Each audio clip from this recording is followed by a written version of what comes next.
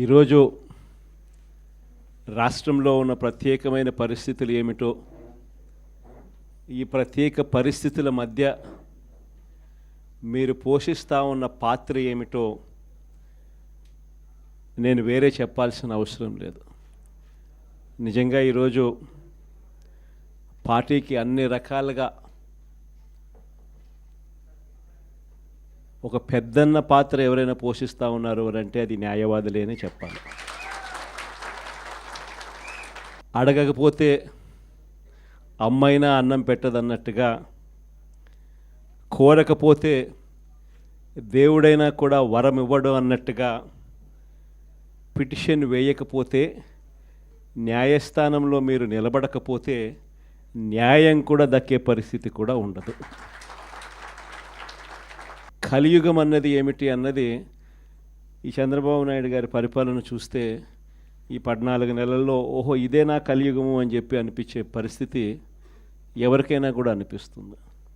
ఎందుకనంటే న్యాయం లేదు, ధర్మం లేదు. తమకు గిట్టని వాళ్ళు ఎవరైనా ఉంటే, తమకు నచ్చని వాళ్ళు ఎవరైనా ఉంటే, తమకు వ్యతిరేకంగా స్వరం వినిపించే వాళ్ళు ఎవరైనా ఉంటే తట్టుకునే పరిస్థితి లేదు, జీర్ణించుకునే పరిస్థితి లేదు. ఎలాగైనా తీసుకొని పోయి వాళ్ళని జైల్లో వేయాలి, ఎలాగైనా తీసుకొని పోయి వాళ్ళని చిత్రహింసలు పెట్టాలి, ఎలాగైనా కూడా వాళ్ళ పరువును తీయాలి అనే ఒక నీచమైన సంస్కృతి ఈరోజు మనం చూస్తూ ఉన్నాం.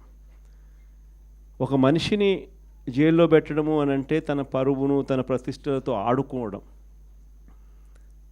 అవన్నీ తెలిసి కూడా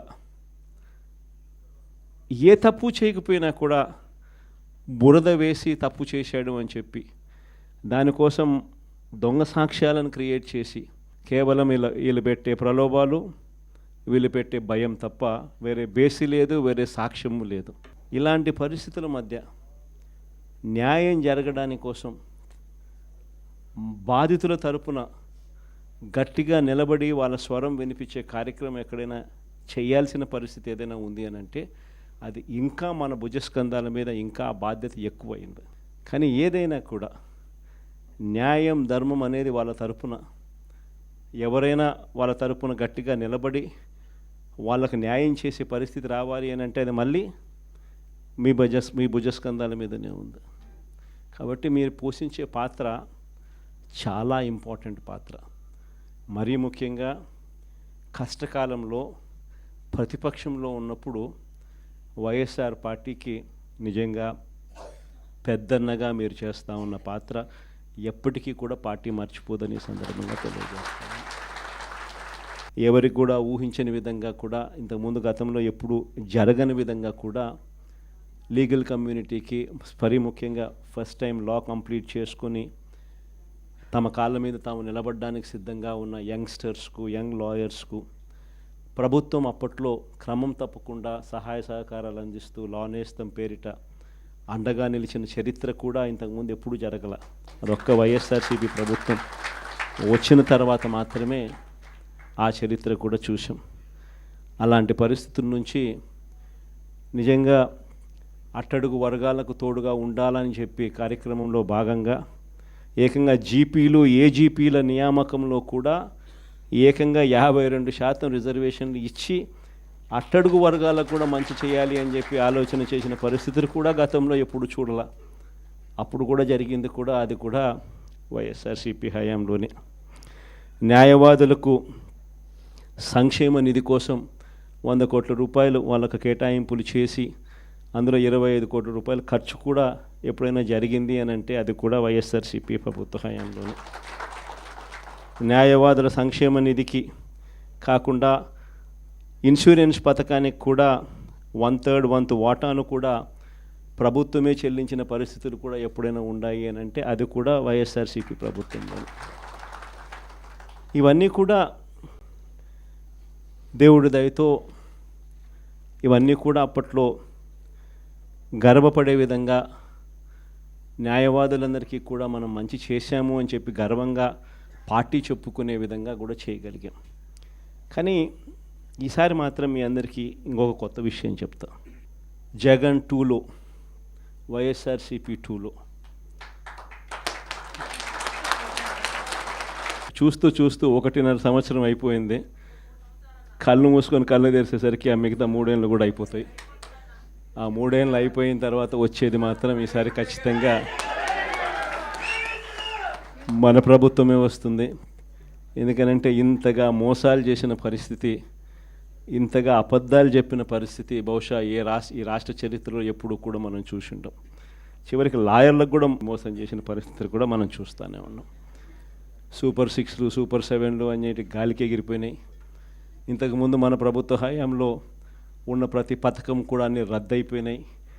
వీళ్ళు చెప్పిన హామీలన్నీ కూడా మోసంగా మిగిలిపోయిన పరిస్థితుల మధ్య ఒకవైపున అన్ని అబద్ధాలు మోసాలుగా కనిపిస్తూ ఉన్న పరిస్థితులు ఒకవైపున ఉంటే, మరోవైపున వ్యవస్థలన్నీ కూడా పూర్తిగా దిగజారిపోయిన పరిస్థితులే కనిపిస్తూ ఉన్నాయి.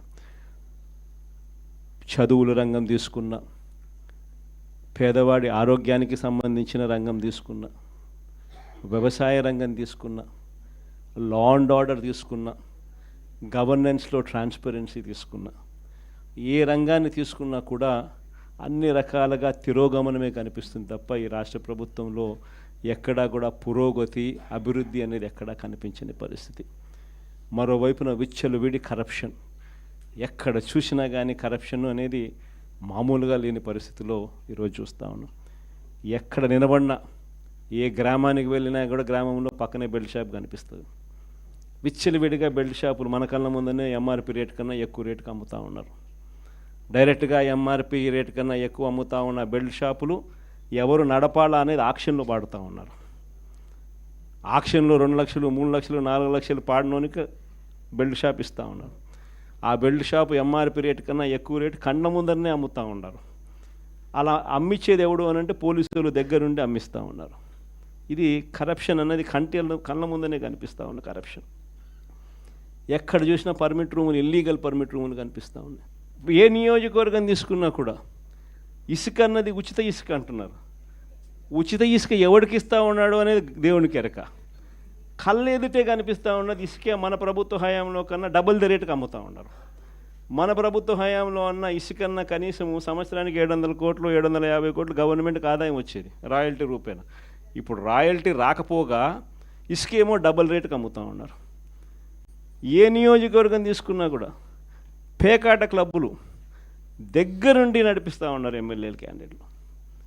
పోలీసులు దగ్గరుండి ఆ పేకాట క్లబ్బులకు ప్రొటెక్షన్ ఇస్తూ ఉన్నారు. ప్రతి పేకాట క్లబ్ నుంచి నీకింత నాకింత అని పంచుకుంటా ఉన్న కరెక్ట్. ఇవన్నీ కళ్ళ ముందరే కనిపిస్తూ ఉన్న కరప్షన్. నేనేం వెరైటీ అని చెప్పడం. కాంట్రాక్ట్లు ఇస్తే అమరావతి మామూలుగా 4,000 4,500 రూపాయలు కడితే బ్రహ్మాండమైన హైదరాబాదు, బెంగళూరు లాంటి ప్లేస్లో కూడా 5 స్టార్ లాబీతో ఫ్లాట్లు నిర్మాణం 4,000 4,500 రూపాయలు పెడితే బ్రహ్మాండంగా కడతారు. కాస్ట్ ఆఫ్ కన్స్ట్రక్షన్ 4,500 రూపీస్ దాటదు. అమరావతిలో కాస్ట్ ఆఫ్ కన్స్ట్రక్షన్ 10,000 9,000 కళ్ళ ముందరనే మొబిలైజేషన్ అడ్వాన్స్. ఇంతకుముందు లేదు మొబిలైజేషన్ అడ్వాన్స్, ఇప్పుడు మొబిలైజేషన్ అడ్వాన్స్ ఇస్తున్నారు. అంటే పనులు చేయకమునిపే 10% మొబిలైజేషన్ అడ్వాన్స్. మొబిలైజేషన్ అడ్వాన్స్ 10% ఇస్తున్నారు, అందులో 8% తీసుకుంటా ఉన్నారు. కళ్ళ ముందర కనిపిస్తూ ఉన్న కరప్షన్ ఇవన్నీ. పీపీఏలు ₹4.60. మన హయాంలో ₹2.49 మనం పీపీఏ చేస్తే నానా యాగి చేసినారు. ₹2.49 అనేది రాష్ట్ర చరిత్రలో ఎప్పుడు జరగలే. దేశ చరిత్రలో కూడా అతి తక్కువ ధరకు మనము ₹2.49 పీపీఏ చేసుకున్న పరిస్థితులు. అలాంటిది వెన్నుదట్టి ప్రోత్సహించాల్సింది పోయి అప్పుడు కూడా మన మీద బురద జల్లినారు. తీరా వాళ్ళు వచ్చిన తర్వాత పరిస్థితి ఏంటి అంటే ₹4.60 పీపీఏ కళ్ళెదితే.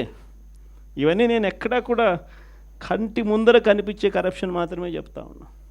నియోజకవర్గంలో ఏ నియోజకవర్గం అన్నా తీసుకో, ఆ నియోజకవర్గంలో మైనింగ్ జరగాలన్నా, ఆ నియోజకవర్గంలో మట్టి గ్రావెల్ జరగాలన్నా, ఆ నియోజకవర్గంలో ఎవరైనా పరిశ్రమ నడుపుకోవాలన్నా ఎవరైనా కూడా నడుపుకునే పరిస్థితి లేదు. రావాలా, ఎమ్మెల్యేతో మాట్లాడుకోవాలా, ఎమ్మెల్యేకి ఇంత డబ్బు ఇవ్వాలా. పోలీసులు దాని దగ్గరుండి సహకరిస్తారు. ఎమ్మెల్యే ఇంత తీసుకుంటాడు, పైకి ఇంత పంపిస్తున్నాడు. కళ్ళ ముందర కనిపిస్తూ ఉన్న కరప్షన్ ఏంటి విడిగా జరుగుతూ ఉంది. ఇలాంటి నేపథ్యంలో ఇంత మంచి చేసిన మనకే ఈ పరిస్థితి ఉన్నప్పుడు మరి ఇన్ని అబద్ధాలాడి ఇన్ని మోసాలు చేసి ఇంత దారుణమైన పరిపాలన చేస్తూ ఉన్న వీళ్లకు పరిస్థితి రేపొద్దున దేవుడు ప్రజలు కంతే ఎక్కడ పడతారో నేను వేరే చెప్పాల్సిన పని. ఈ జగన్ 2లో మాత్రం ఖచ్చితంగా ఎవరైతే పార్టీ కోసం చేసినారో ఈసారి ప్రతి ఒక్కరిని కూడా మర్చిపోకూడదు, డేటాబేస్ క్రియేట్ చేయండి అని చెప్తాను. ఈ డేటాబేస్ ఆధారంగానే రేపొద్దున ప్రతి ఒక్కరికి కూడా గుర్తింపు అనేది ఉంటుందనేది ఈ సందర్భంగా ఖచ్చితంగా తెలియజేస్తాను.